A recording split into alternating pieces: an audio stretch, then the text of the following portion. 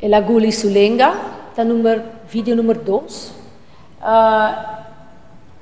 Ela Guli Sulenga tá nifica também com a censura, o trabalho, aspecto de por expressar, de por botin, maneira de bisa, não?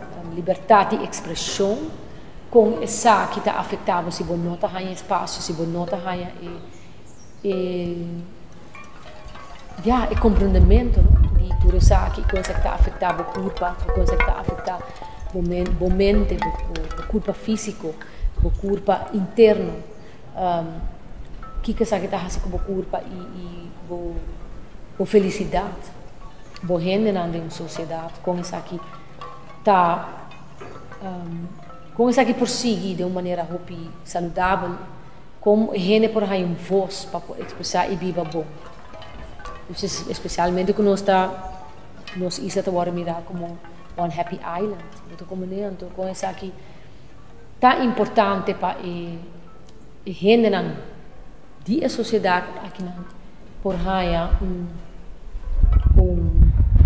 inspiração, por aí motivação para por seguir vai adiante, para criar melhor vida, para criar melhor perspectiva, melhor vida eigenlijk, não? Para que na família, na geração inclusive. E botar aí esse é como video art, apresentação que reflete isso aqui.